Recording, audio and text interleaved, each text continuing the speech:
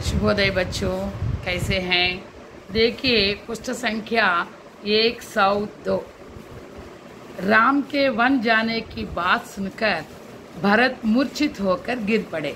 రాముడమ్మ ఎప్పుడైతే వనం వెళ్ళిపోయాడు, అడవికి వెళ్ళిపోయాడన్న మాట విన్నాడో వెంటనే భరతుడు మూర్ఛితుడైపోయాడు అనమాట. అంటే కైకేయి చెప్పింది రాముడు వనవాసానికి వెళ్ళిపోయాడని. ఈ మాట వినగానే భరతుడు మూర్ఛితుడైపోయాడు. తోడి దేర్మే ఉనికి మూర్ఛా దూర్ హుయి, అంటే కళ్ళిని పడిపోయాడు అనమాట. వెంటనే ఆ మూర్ఛ నుంచి బయటకు వచ్చాడు. తో ఉన్హోనే పూఛా అన్నాడు, మా బడే భయ్యానే క్యా అపరాధ్ కియాతా, అమ్మా పెద్ద అన్నయ్య అంత అపరాధం ఏం చేశాడమ్మా? జిస్కే లియే మహారాజ్ నే ఉన్కో వన్ బేజ్ దియా, ఏ అపరాధం చేశాడని మహారాజు వనానికి పంపించేశాడు? తుమ్ముజే సబ్ హాల్ కహో, అసలు ఏం జరిగిందో అంతా చెప్పమ్మా అని అడిగాడు. కఠోర హృదయ వాలి కైకేయిని కానా షురూ కియా, కఠోర హృదయం కలిగిన కైకేయి మాట్లాడటం చెప్పడం మొదలెట్టింది. బేటా मैंने 2 वर महाराज के यहाँ धरोहर रखे थे, బాబు నేను మహారాజ్ గారి దగ్గర 2 వరాలని అలా అట్టుపెట్టుకున్నా. मैंने उनसे दोनों वर मांग लिए, ఇప్పుడు ఆ 2 వరాలని అడిగేశా. एक वर से तुम्हारे लिए अयोध्या का राज्य मांगा, ఒక వరం ద్వారా నీకోసం అయోధ్య రాజ్యాన్ని అడిగాను. తదా మరియు दूसरे वर से राम के लिए 14 वर्ष का वनवास, రాముడి కోసం 14 సంవత్సరాల వనవాసం కూడా అడిగా. महाराज राम को वन में नहीं भेजना चाहते थे, కానీ महाराज రాముడిని వనానికి పంపించడం ఇష్టపడలా. इसलिए राम के वियोग में उन्होंने अपना शरीर छोड़ दिया, అందుకే రాముడి కోసం తన ప్రాణాన్ని వదిలేశాడు. मैंने तुम्हारे लिए अयोध्या का राज्य प्राप्त किया है, చూసావు బాబు నేను నీ కోసం అయోధ్య రాజ్యాన్ని దక్కించుకున్నాను. तुम निर्भय होकर राज्य करो, నువ్వు నిర్భయంగా రాజ్యాన్ని పరిపాలించుకో. दूसरी कोई चिंता मत करो, ఇక ఎటువంటి బాధలు వద్దు. पिता की मृत्यु और राम के वनवास का समाचार सुनकर भरत व्याकुल हो उठे. ఎప్పుడైతే నాన్నగారు చనిపోయారనే వార్త, అన్న రాముడు వనవాసానికి వెళ్ళే వార్త విన్నాడో భరతుడు చాలా చాలా బాధపడిపోయాడు. ఫుట్ ఫుట్ కర్ రోనే और जमीन पर लोटने लगे, అసలు ఫుట్ ఫుట్ కర్ రోనే ఎక్కి ఎక్కి ఆడటం మొదలెట్టాడు. ఆ పాపం ఆ నేల మీద దొరలసాగాడనమాట.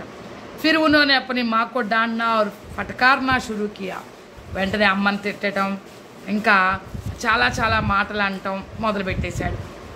మా తూ బడి లోభిన్ హై, అమ్మ నువ్వు చాలా దురాశపర్రాలివి. తూనే రాజ్యకే లోభమే పడకర్ పితాజీకే ప్రాణ్ లే లియే, నువ్వు రాజ్యము అనే లోభంలో పడిపోయి నాన్నగారి ప్రాణాన్నే తీసేసావు. మేరే ప్యారే భాయి రామ్ కో వన్ మే బేజ్ దియా, నా ప్రియమైన అన్నయ్య రాముడిని కూడా నువ్వు అడవులకు పంపించేశావు. మేరే బాయి సాధు और మహాత్మా హై, అమ్మా నా అన్న సాధువు లాంటివాడు, గొప్పవాడు. ఉన్కో తూనే లోభమే పడకర్ నాహక్ కష్టరియా, నువ్వు నీ లోభంలో నీ దురాశతో ఆ అన్నకి ఎంతో కష్టాన్ని ఇచ్చావు. మై తెరీ ఇచ్చా కదాపి పూరి నహీ కరుంగా, నీ కోరిక నేను అసలు ఎప్పటికీ తీర్చను. హమారే వంశకి యహ్ పరిపాటి హై కి రాజా కే బడే పుత్ర కో హీ గద్దీ పర్ బైఠనా హై, మన వంశ ఆచారం ఏంటమ్మా? రాజు యొక్క పెద్ద కొడుకే కదా సింహాసనం మీద కూర్చునేది. मैं वन में जाऊंगा और भैया को वापस बुलाकर अयोध्या के सिंहासन पर बिठाऊंगा, నేను అడవికి వెళ్ళిపోతానమ్మా, వెళ్ళిపోయి అన్నం తీసుకొచ్చి అయోధ్య సింహాసనం మీద కూర్చోబెడతాను. భరత్ రామచంద్రకి మాత కౌశల్యకే మహల్ మే గయి అని చెప్పి భరతుడు వెంటనే రామచంద్రుడి అమ్మ కౌశల్య మందిరానికి వెళ్ళాడు, మహల్కి వెళ్ళాడు. ఉనికి ఆంకోం సే ఆంసు బహ రహే తే, కళ్ళల్లో నీళ్లు కారుతూ ఉన్నాయి. वे बोले माताजी मैं शपथ खाकर कहता हूँ कि राम को वन भेजने में मेरा कोई हाथ नहीं है. అమ్మా నేను శపథం చేసి చెప్తున్నాను, అన్న అడవికి వెళ్ళడానికి నా హస్తం ఏమీ లేదు, అంటే అందులో నా పాత్ర ఏమీ లేదు. मैं शपथ खाकर कहता हूँ कि मैंने अपनी माँ से राज्य मांगने और बड़े भैया को वन भेजने के लिए नहीं कहा था.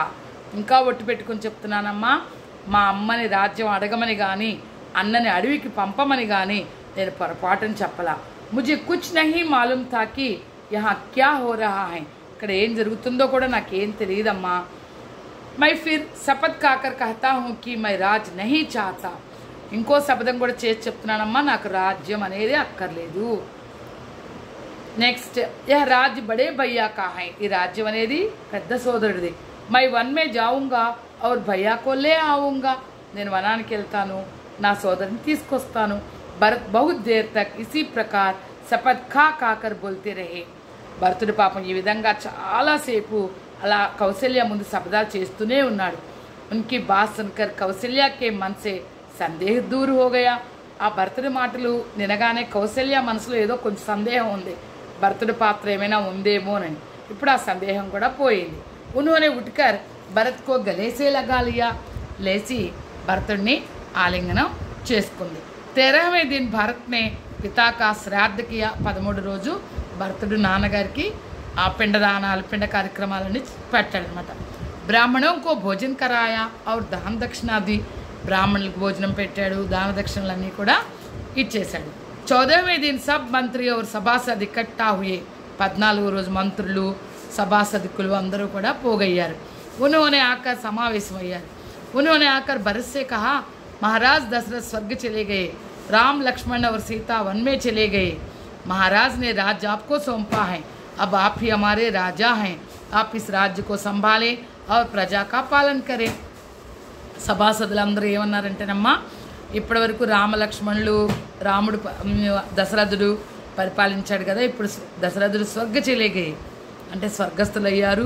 రామలక్ష్మణ సీతలు కూడా వనవాసానికి వెళ్ళిపోయారు. మహారాజు రాజ్యాన్ని మీకు అప్పచెప్పారు కాబట్టి ఇప్పుడు మీరే మా రాజు, మీరు ఈ రాజ్యాన్ని చక్కగా సంభాళించండి, ప్రజల్ని పరిపాలించండి అన్నాడు. మంత్రియోంకి బాత్ సున్కర్ భరత్నే కహా. మంత్రుల మాటనేగానే భరతుడు అన్నాడు, సజ్జనో आप लोग बुद्धिमान हैं. సభికులారా సజ్జనులారా మీరు చాలా తెలివిగలవారు. బుద్ధిమాన్ లోగోం కో ఐసీ బాతే నహీ కర్నీ చాహియే. ఇంత తెలివిగల వాళ్ళు ఇలాంటి మాటలు అస్సలు మాట్లాడకూడదు. హమారే కుల్ మే సబ్సే బడా లడ్కా హీ రాజ్య కా అధికారి హోతా హై. మన కులంలో అందరికంటే పెద్దవాడే రాజ్యానికి హక్కుదారు అవుతాడు. और गद्दी पर बैठता है, సింహాసనం మీద కూర్చుంటాడు. हमें इस नियम का पालन करना चाहिए. మనం ఈ నియమాన్ని పాటించాలి. आप लोग सेना को तैयार कीजिए. మీరందరూ సైన్యాన్ని రెడీ చేసుకోండి. అభిషేక్ కే సబ్ సామాన్ అప్నే సాత్ లే చలియే. అభిషేకానికి సంబంధించిన సామాన్ని కూడా మనతో పట్టుకెళ్దాం.